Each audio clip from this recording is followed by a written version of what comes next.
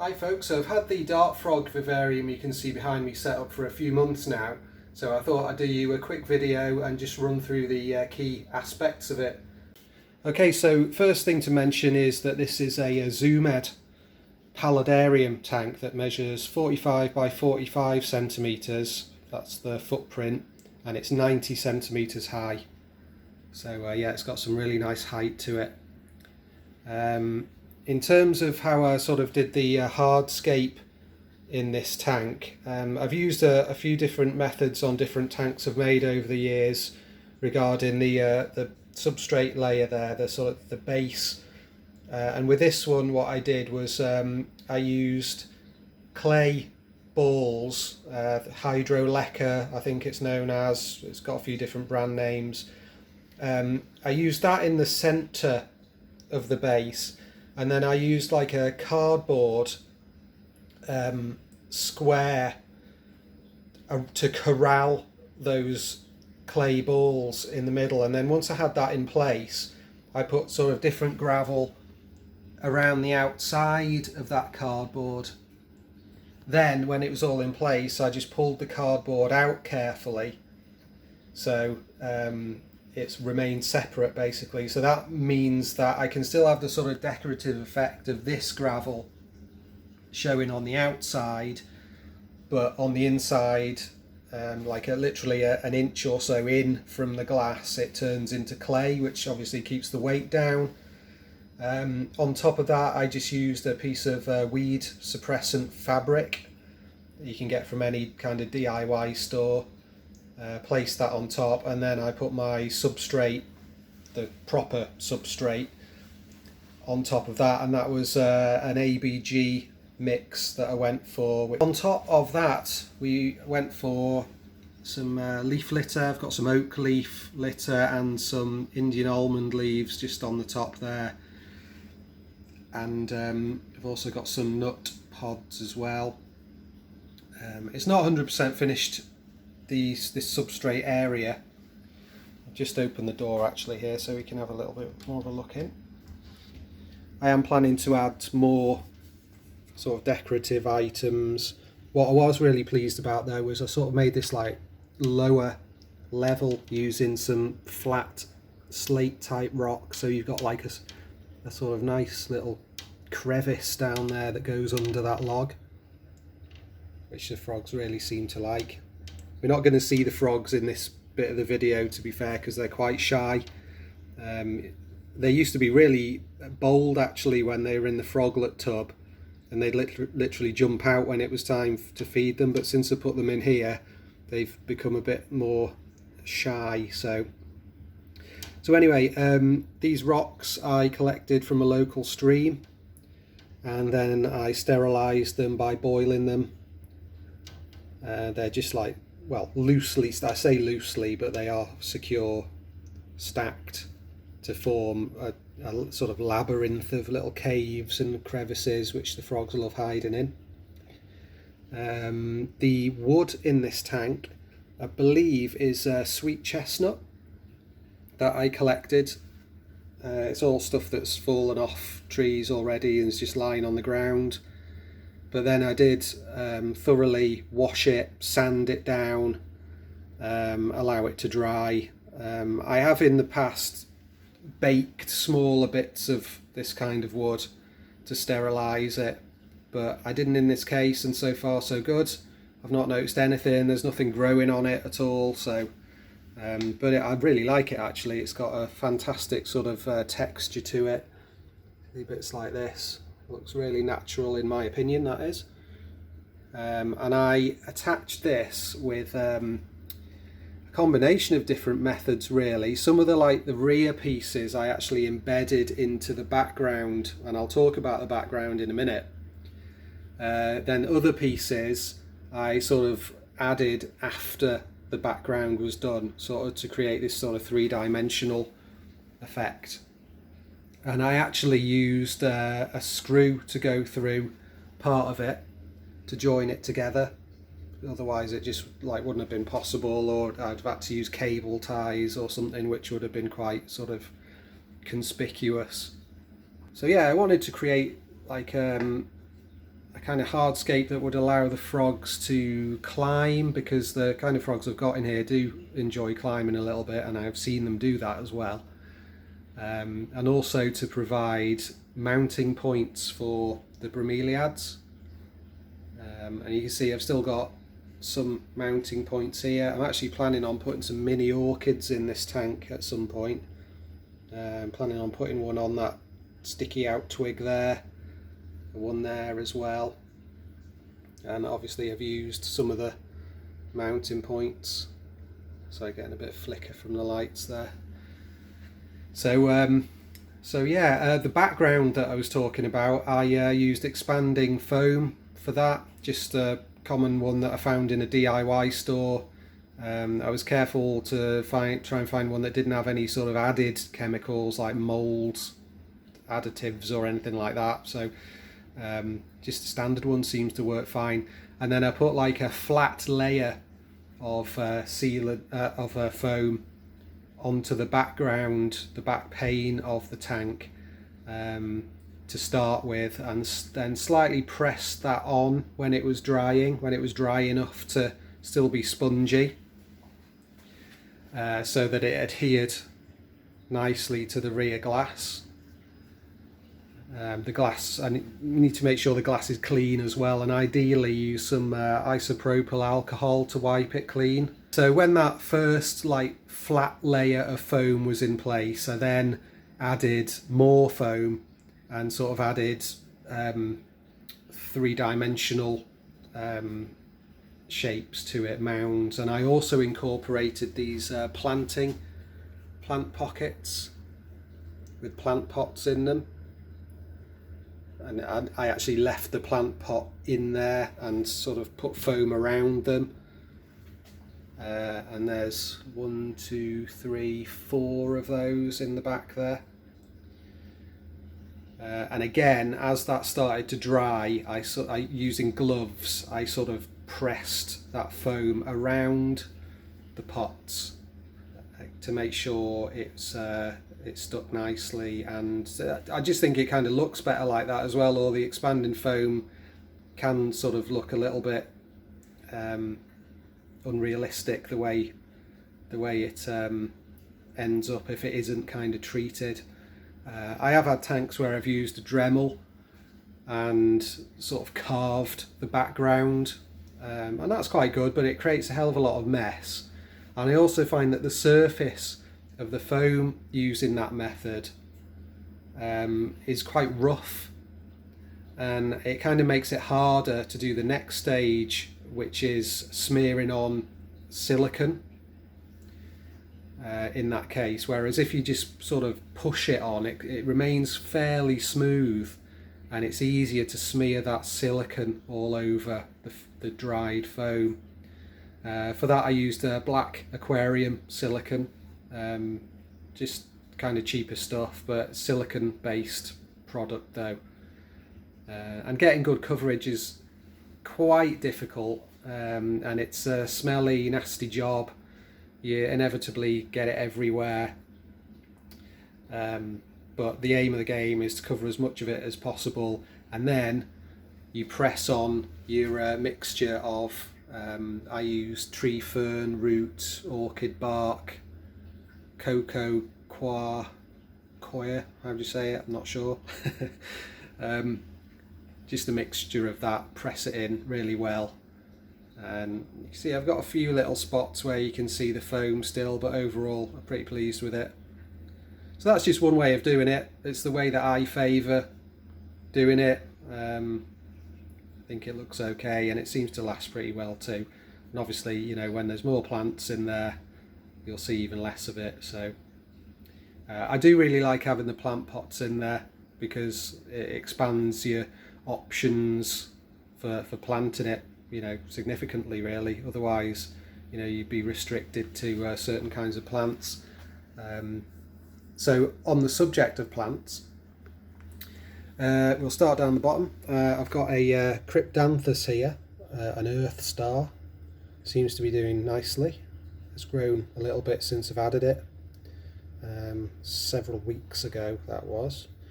I'm not exactly sure what these are. I think I bought them thinking they were Fittonia, but they look a little bit different to the Fittonia that I've got in my other tanks. Still nice all the same, and that seems to be doing great as well. That's been in there longer. Nice colour. That is a Tradosantia Wandering Dew. That's slowly starting to wend its way up. I know that can be quite invasive, but I'm sure I'll be able to handle that. That is a Peperomia in a little pot wedged in there, and that's sending out big long runners pretty quick. This is a Bromeliad, Varesia hieroglyphica, I believe. Seems to be doing okay, still in really nice condition. I think these can get fairly large, ready for that. Another Varesia Bromeliad here. Want to say Fenestralis. Correct me if I'm wrong in the comments. It's been a while since I bought these, so Fireball. This is a Neoreglia.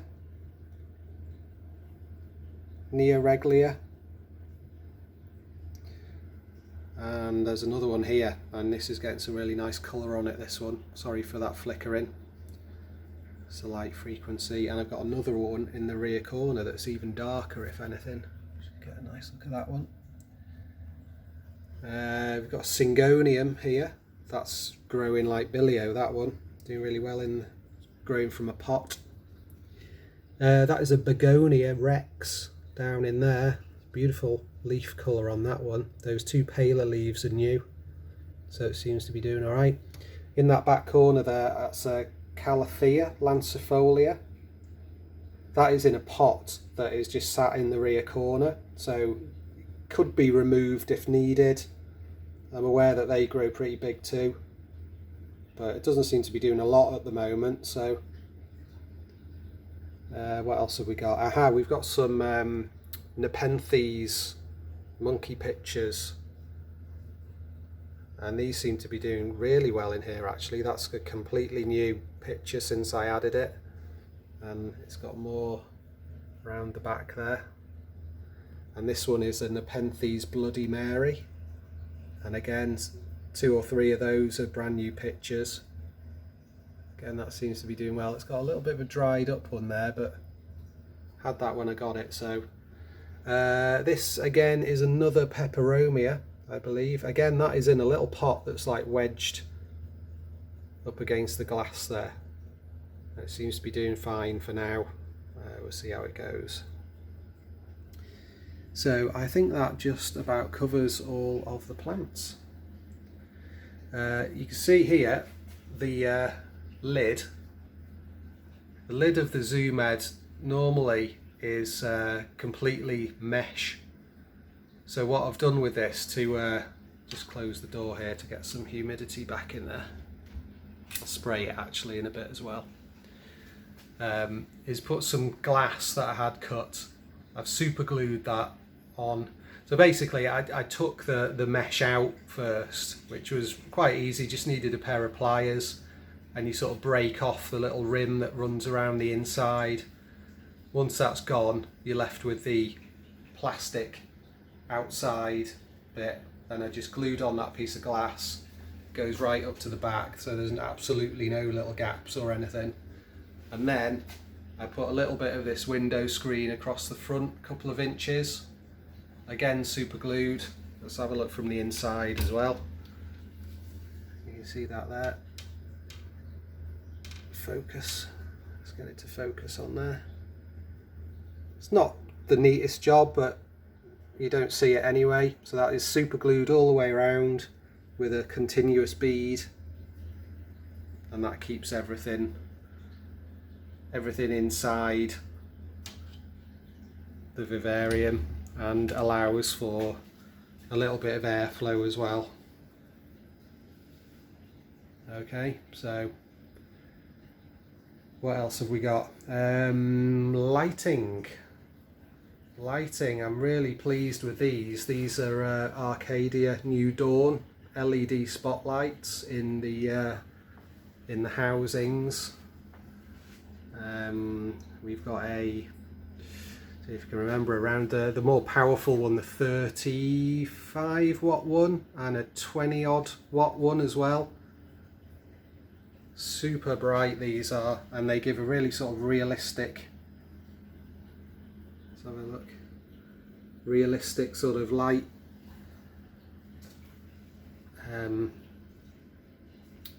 Effect, if you ask me. And these run on timers, so I have this one on the left comes on first, then the one on the right comes on as well, so then they're both on for around about 8 hours, then the one on the left turns off, then the one on the right turns off, so we have around about 12 hours in total. So it kind of gives like a sort of sun passing over the tank effect. And I did actually have a smaller LED light, an Evo quad, on the back, so that was illuminating down the back of the tank a bit more, but I've had to use that on a different system I've got. But it doesn't really matter, everything seems to be doing really well. I mean, you can see from that bromeliad that there's enough light in here. Punches right down to the bottom. They're silent, easy to mount. I can sort of swivel them a little bit up there if I need to. So yeah, really good. I've not got a misting system on this tank. I prefer to hand mist, if I'm completely honest, because it allows me to actually like target particular plants, get water like right into their pots.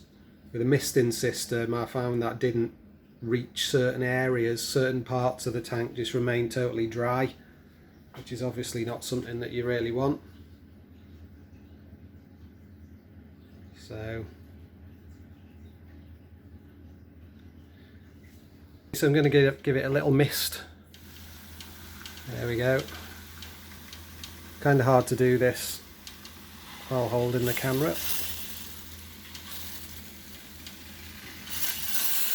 I'm running out of water in this. Should be enough though. I use RO water when I mist in the tank. I've got an RO system for my reef tank, so I use some of that. Let's just pop that down there. So there we go. To be fair, I do normally take a little bit more time doing that and target certain plants at certain frequencies. You know, one of the main problems that you can have is watering things too much, really.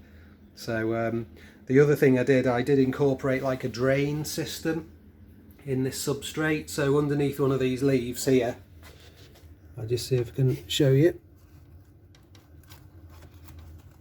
You've got a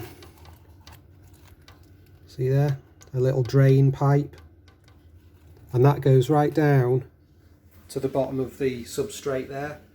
So that I use a turkey baster just to suck water out when it gets too deep. You can see the level of the water. You see it there? It's about an inch up from the very bottom, and that's fine. It's when it starts to get up here, you need to kind of keep it below, otherwise the substrate gets waterlogged. So you're always aiming to keep it lower. I'll let this rise until it's around there and then start controlling it. It takes a while for it to rise. Yeah, I've been misting this tank regularly for several weeks at least now, and it's still only risen that much. And that helps to maintain the humidity in the tank as well, which is really important for the frogs. They like it sort of around 80, even up to 100%. And you'll probably start to see that the front panel starts to mist up now. I did actually wipe it down before I started making this video. But typically when it's in normal everyday running, it is misted up the front panel. So obviously I'm not going to show it like that in a sort of video showcase in the tank though. So let's talk about the frogs a little bit as well. I've got 4 blue Galactonotus frogs in here, and I was sent those as tadpoles, and I raised them myself in little cups, right from the point where they had no legs right up to where they crawled out the water. It was absolutely fantastic, amazing to see, very interesting. The kids loved it as well. And then I kept them in a oh, there's one of them up there as we speak. Kept them in a Tupperware tub for a few months as little froglets, and they grew in there. They were easy to sort of access and keep an eye on, and then moved them in here earlier this year, and they seem to be doing really well. It's a shame I can't zoom in on him a bit. Let's see if I can. Oh, I can. Really nice, captive bred in the UK.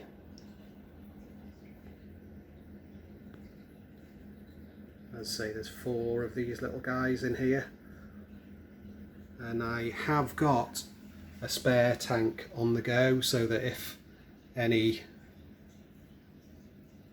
aggression kicks off or anything like that, potentially I can move them. So I wouldn't mind a pair, I wouldn't mind a breeding group. It'd be nice to be able to sort of give something back, help other people out. So I think they're kind of approaching maturity. Got them in, what was it, October last year, so I believe they reach maturity sort of approaching a year old, so we're not too far off that now. Not heard any singing or anything yet, which would be nice to hear that, so fingers crossed, something to, you know, keep things interesting. Feed them on Melanogaster fruit flies, dusted with Repashy Calcium Plus, I think it's called, every feed. And I also use the Repashy Vitamin A once every few weeks. I dust the flies with that. I've also got some springtail cultures, and I use those to seed the tank several weeks before I even added frogs. So this sat here for weeks before I even added the plants, and then it sat there for a few more weeks with the plants before I added the frogs. I think that's a really important thing. You need to take your time when you're setting up a tank like this, for like potential problems to manifest before you put your frogs in.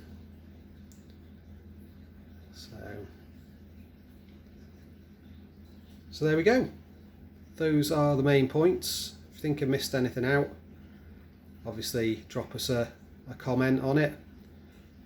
Aiming to do some updates on this in the future as well. I want to add a load more plants, some sort of shingling plants along the background.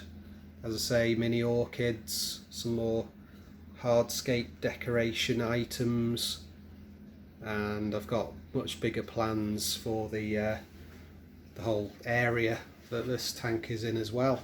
So that's it. Thanks for watching, folks. If you stuck with me till the end, big thumbs up to you. Nice to see people interested and, you know, wanting to learn everything about it. So see you next time, folks.